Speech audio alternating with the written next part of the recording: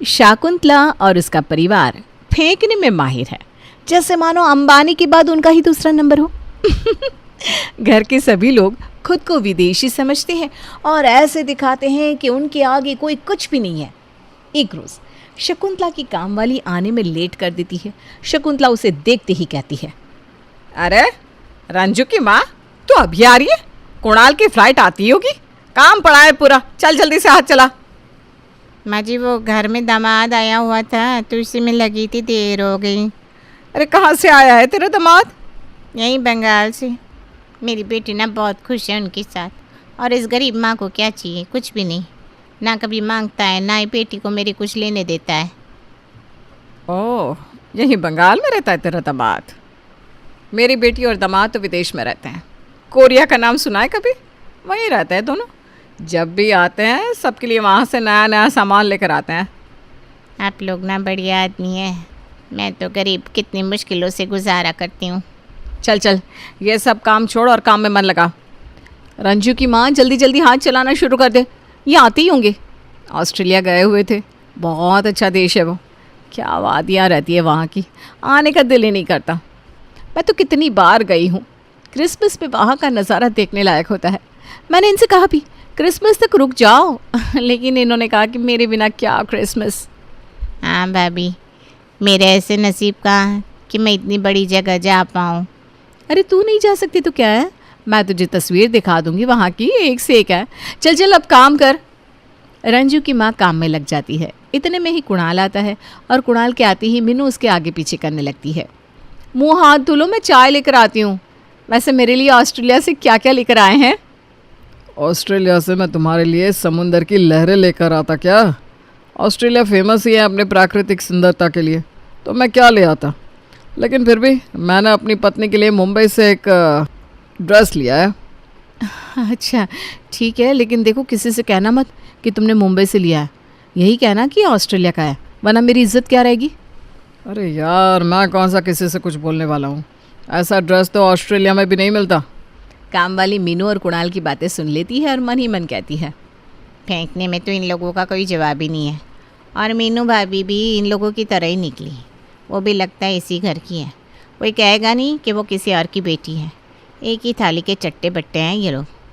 अनुभव भैया की शादी अगर किसी साधारण लड़के से हो गई तो पता नहीं बेचारी का क्या होगा। ये लोग तो उसे दिन भर नीचा दिखा दिखा कर मार ही देंगे।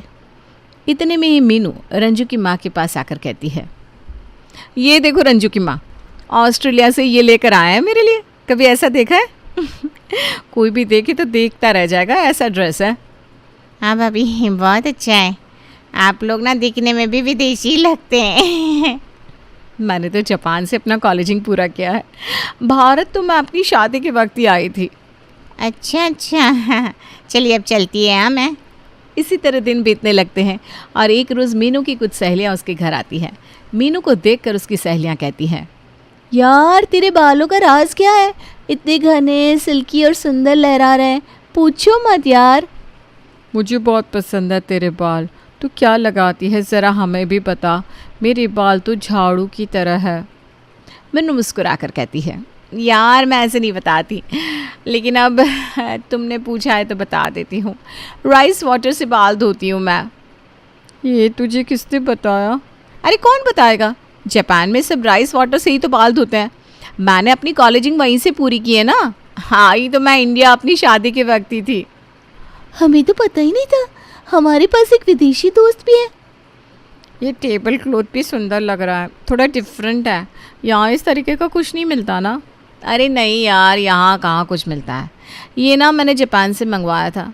वहाँ के डिज़ाइंस यार पूछो मत, देखने लायक होते हैं। यार मेरे लिए भी मंगवा दे। सब सहेलियाँ फिर खाने पीने में लग जाती हैं। खाते वक्त एक सहेली कहती है, यार अब अनुभव की भी शादी की उम्र हो गई है, उसके लिए कोई लड़की देख रही है कि नहीं? हाँ देख तो रही हूँ, लेकिन हमारे टाइप कोई मिले तब ना। हाँ, लड़की थोड़ी विदेशी हो। तेरे घर में तो सब विदेश में कहीं ना कहीं रहे हुए हैं ना। ऐसा कुछ नहीं है, बस अच्छी और सुंदर हो। सब सहेलियाँ खा पी कर चली जाती हैं। रात को जब सब खाने के टेबल पर बैठे रहते हैं तब मीनू शकुंतला से कहती है, मम्मी जी मैं क्या कह रही थी कि अब अनुभव की भी शादी कर देते हैं ना। हाँ, अब उसकी तो उम्र हो गई है, लड़की देखना शुरू करते हैं। कुणाल, तू देख कोई लड़की, कोई अच्छी हमारी तरह, ऐसे कि हमारे घर में आकर सबसे मिल जाए, वो अलग ना लगे। हाँ, लगना चाहिए कि वो हमारे जैसी है। ठीक है बाबा। कुणाल अनुभव के लिए लड़की देखने लगता है। इधर मीनू और शकुंतला भी अपने जान पहचान में लड़की देखने लगती हैं। यहाँ जैसे ही रंजू की माँ को पता चलता है कि अनुभव के लिए लड़की देखी जा रही है तो वो मन ही मन सोचती है, इन लोगों ने मेरे को बहुत सुनाइला है। इनके घर तो ऐसी लड़की आनी चाहिए जो इनका असली चेहरा इनको दिखा दे। सब लड़की देखने लगते हैं लेकिन किसी को लड़की समझ नहीं आती। कुणाल कहता है, तुम लोगों को इतनी लड़की की फ़ोटो दिखाई लेकिन तुम लोग सबको रिजेक्ट कर रही हो। अब कहाँ से लाऊं लड़की, तुम खुद ही देख लो। मैंने तो सबको बोला लेकिन फिर भी कोई समझ में नहीं आ रही। अरे शादी वगैरह का काम हो तो काम वाली सबसे पहले काम आती है। अब रंजू की माँ ही हमारे काम आएगी, उसको ही बोलना होगा। अगले दिन रंजू की माँ के आते ही दोनों सास बहू उससे कहने लगती है, अरे रंजू की माँ, तो वो काम छोड़ और पहले मेरी बात सुन। अपने अनुभव के लिए लड़की देख रहे हैं, कोई अच्छी लड़की तेरी नज़र में हो तो बता ना। लड़की तो है, मैं जिधर काम करती है ना उसकी बेटी बहुत सुंदर और सुशील है। अरे तो बताओ ना जल्दी। रंजू की माँ मन ही मन सोचती है, बड़ी मुश्किलों से ऊँट पहाड़ के नीचे आयला है। पलक इनको बराबर का सबक सिखा सकती है, उसी के बारे में बताती है मैं। अरे क्या हुआ, बताओ ना कुछ। वो ना पलक नाम है उसका, देखिए उसकी तस्वीर। यहाँ से मैं उधर ही काम करने के लिए जाऊँगी, मैं जाकर बात चलाती है ना। हाँ हाँ, जो मेरे अनुभव की शादी हो गई ना तो तुझे सोने की चेन पहनाऊंगी। रंजू की माँ पलक के घर में अनुभव के रिश्ते की बात चलाती है। दोनों परिवार आपस में मिलते हैं और दोनों बच्चों का रिश्ता पक्का कर देते हैं। पलक को एक पैसे वाला और अच्छा परिवार मिल जाता है। शादी होकर पलक अनुभव के घर आ जाती है। जैसे ही पलक का गृह प्रवेश होता है वैसे ही मीनू कहती है, ये लो तुम्हारी मुँह दिखाई, खोल के देखो इसमें क्या है। अरे बाबा देखो तो क्या है। जी भाभी। पलक गिफ्ट खोलकर देखती है और उसमें से एक पर्स निकलता है। कैसा लगा तुम्हें? ये ना मैंने जापान से मंगवाया है, सुंदर है ना? हाँ भाभी, अच्छी है पर्स। फिर एकता पलक को मुंह दिखाई देते हुए कहती है, भाभी ये कोरिया से लाया हुआ मेकअप किट है, वहाँ के मेकअप की बात ही कुछ और है। अब तुम भी ना यही मेकअप करना, भीड़ से अलग दिखोगी, लोग पूछेंगे कहाँ से मेकअप करवाया है। ठीक है दीदी। मेरा मेकअप कैसा लग रहा है भाभी? मैंने भी ना कोरिया से मंगवाया हुआ फाउंडेशन यूज़ किया है। अब हाँ, अच्छा लग रहा है दीदी। पलक और अनुभव अपने कमरे में चले जाते हैं। कमरे में पलक एक फ्लावर पॉट को देखती है। ये पॉट तो बहुत सुंदर लग रहा है। सुंदर तो होगा ही, फिनलैंड से जो मंगवाया है। मैं अक्सर आता जाता रहता हूँ वहाँ। ओह सही है तब तो। पलक और अनुभव सो जाते हैं। अगले दिन शकुंतला पलक के कमरे में जाकर उससे साड़ी और कुछ जेवर देते हुए कहती है, बहू तू ये साड़ी और जेवर पहनकर तैयार हो जा, ये ना मैंने स्पेशली रशिया से मंगवाया है। जी मम्मी जी। वो मन ही मन सोचती है, ये मुझे कैसा ससुराल मिला है, जब देखो सब यही जताते रहते हैं कि वो लोग कितने विदेशी हैं। पलक नहा धोकर तैयार हो जाती है और शकुंतला उससे कहती है, बहू अब तू नाश्ता बनाकर अपनी रस्म पूरी कर ले। जी मम्मी जी। पलक को कुछ समझ में ही नहीं आता कि क्या बनाए, इसलिए वो चूड़ा और आलू मिलाकर कुछ अलग सा बनाकर सबको परोसती है। नाश्ता देखकर सबकी आंखें बड़ी छोटी होने लगती है। भाभी ये क्या बनाया है? आज तक कभी देखा नहीं कुछ ऐसा। ये क्या बनाकर लाई हो पलक? वो भाभी ये कोरिया की फेमस डिश है। दीदी आपको तो पता ही होगा, आपका तो आना जाना लगा रहता है ना वहाँ। एकता की चोरी पकड़ी नहीं जाए इसलिए वो कहती है, हाँ मेरे दिमाग से निकल गया था, ये ना कोरिया में बहुत फेमस है। एक्चुअली यहाँ मिलता नहीं ना तो ध्यान नहीं रहा। कोई नहीं दीदी, आप लोग खाकर देखो, अच्छा लगेगा। सब लोग चुपचाप खा लेते हैं और पलक को नेक भी देते हैं। खा पीकर सब अपने अपने कमरे में चले जाते हैं। मीनू अपने कमरे में जाकर जापानी गाने लगाकर सुनने लगती है। दोपहर के वक्त पलक उसके कमरे में जाती है और कहती है, भाभी आपको ये गाने पसंद है? हाँ, मुझे ना जापानीज सॉन्ग ही पसंद है। वो एक्चुअली मेरी कॉलेजिंग वहीं से हुई है ना। हाँ भाभी। अच्छा मैं ये पूछ रही थी दोपहर को खाना क्या बनाना है? अरे कुछ भी बना लो, आज ना मैं कोई काम नहीं करने वाली। ठीक है भाभी, मैं कर लूँगी। पलक रसोई में जाती है और चावल का अलग सा आइटम बना लेती है जिसमें चावल बहुत गीले से होते हैं और उसमें कच्ची सब्जियां, पत्ता गोभी, प्याज वगैरह डालकर ऊपर से चाट मसाला डाल देती है। ऐसा चावल देखकर शकुंतला कहती है, बहू ये क्या है? कौन सा चावल बनाई हो ये अजीब सा? मुझसे तो खाया ही नहीं जाएगा देखकर। हाँ भाभी, ये क्या बना है? मेरे पति तो छुएंगे भी नहीं। भाभी आप खाकर तो देखो, ये जापान की फेमस डिश है। मीनू भाभी तो जानती होंगी, इतने दिन जो वहाँ रही है। मीनू सोचती है कि कहीं वो ना पकड़ी जाए कि वो कभी जापान गई ही नहीं, फिर उसकी इज्जत क्या रह जाएगी।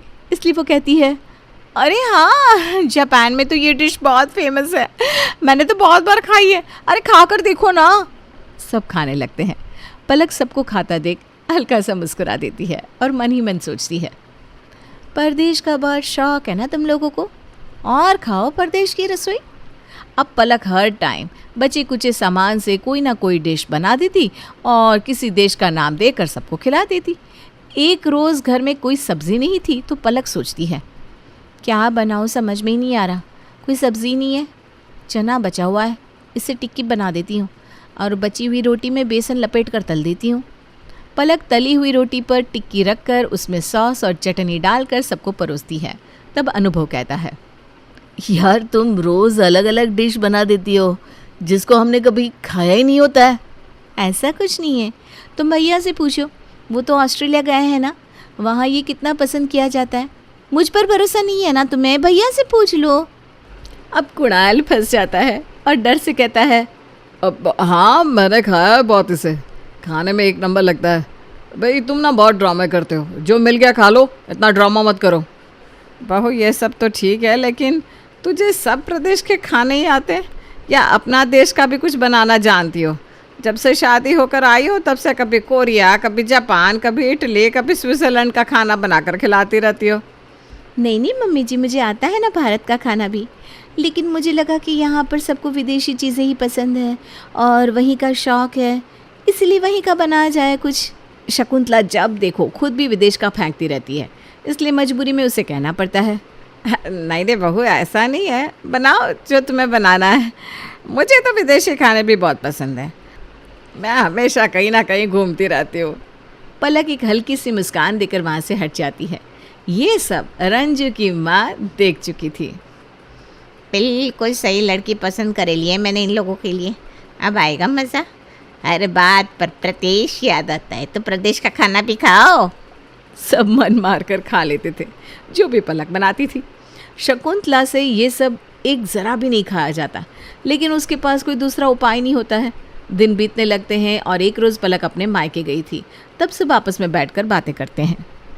मम्मी, एक बात मुझे समझ में नहीं आई, अभी तक पलक भाभी एक बार भी कहीं विदेश नहीं गई, तो उसे विदेश के खानों का इतना आइडिया कैसे है? बात तो पते की गई है एकता ने। हाँ मम्मी, जब देखो आज ये यहाँ का है, आज ये वहाँ का है, हम सबको ना उसकी हाँ में हाँ मिलाना पड़ता है।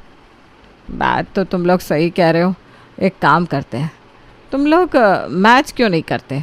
जो खाना वो बनाती है और जिस शहर का नाम लेती है सब पता चल जाएगा। हाँ भाभी, अब तो देखना ही होगा, क्योंकि अब इस तरह का खाना मैं नहीं खाने वाला, नहीं तो पलक की जगह आप खाना बनाने लगो। अरे मुझसे अब खाना नहीं बनेगा, इतने दिनों से मैं बना रही थी ना, सोचा था देवरानी आएगी तो आराम मिलेगा और आप मुझे फिर से फंसाने में लगे हो। अरे छोड़ो ना, यूट्यूब लगा के अभी चेक कर लो, सब समझ में आ जाएगा। यूट्यूब में कुणाल सब देश के खाने चेक करता है और कहीं भी ऐसा कोई भी डिश नहीं मिलता जैसा कि पलक ने बताया था। लो, यहाँ तो कुछ भी नहीं है। मतलब वो अपने मन से डिश बनाती है और हमें उल्लू बनाकर कुछ भी खिलाती है। शकुंतला का पारा चढ़ जाता है, वो गुस्से में कहती है, कोई कुछ नहीं कहेगा, मैं पलक से बात करूंगी। इतने दिनों से इतना रद्दी रद्दी बनाकर हमें खिला रही है विदेश का नाम लेकर, अब उसकी खैर नहीं। 10 दिन के बाद पलक घर आती है। पलक आती ही अपने मायके की बात करने लगती है और अनुभव से कहती है, शादी के बाद हम लोग कहीं गए नहीं ना, मेरे भैया और भाभी घूमने गोवा जा रहे हैं, तो हम दोनों भी उनके साथ चलते हैं। अनुभव कुछ कहता है उससे पहले मीनू वहाँ आकर कहती है, क्या पलक, गोवा? सीरियसली तुम्हें वहाँ जाना है? मैं तो स्विट्ज़रलैंड गई थी अपने हनीमून पर। अनुभव, तुम भी इसे लेकर विदेश चले जाओ, इसे क्या भी पता होगा। नहीं भाभी, मुझे अपने देश में ही घूमना है कहीं। पलक रसोई में चली जाती है। बहुत विदेश विदेश का गुणगान करते ना ये लोग, ऐसा खाना बनाऊंगी कि सब भूल जाएंगे। पलक पालक की एक डिश बनाती है और उसमें बहुत सारे मिर्च डालकर सबके सामने परोस देती है। ये बाली की फेमस पालक रेसिपी है, उंगलियां चाटते रह जाओगे आप सब खाकर। बहू, बहुत दिनों तक तुमने हम लोगों को बेवकूफ़ बनाया। कभी ये यहाँ का है, कभी ये वहाँ का है। कोई तेरा ये खाना नहीं खाने वाला। हम कोई बेवकूफ़ नहीं बैठे यहाँ। पलक, तुम खुद को बहुत स्मार्ट समझती हो क्या? जैसे हमें कुछ पता ही नहीं चलेगा। ये कोई बाली वाली की डिश नहीं है, हमें उल्लू बनाया जा रहा है इतने दिनों से। तभी हंसते हुए ताली मारते हुए पलक कहती है, अच्छा, मैं आप सबको इतने दिनों से उल्लू बना रही हूँ, तो आप लोग इतने दिनों से क्या कर रहे हैं? आप लोग भी तो सबको उल्लू बनाते रहते हो। ये फिनलैंड की ज्वेलरी है, ये स्विट्ज़रलैंड का पॉट है, कोरिया का मेकअप है, तो पर्स जापान का है। ये सब क्या है? सबकी बोलती बंद हो जाती है। इस हाथ दे तो उस हाथ ले, मैंने कुछ अलग नहीं किया, वही किया बस जो आप लोग इतने दिनों से करते आ रहे हो। और सब एक साथ बोल पड़ते हैं, हमें तो हमारा भारत ही पसंद है। अब यहाँ का खाना और यहीं का रहना चलेगा, विदेश का नहीं। हमें तो हमारा भारत ही पसंद है। अब यहाँ का खाना और यहीं का रहना चलेगा, विदेश का नहीं।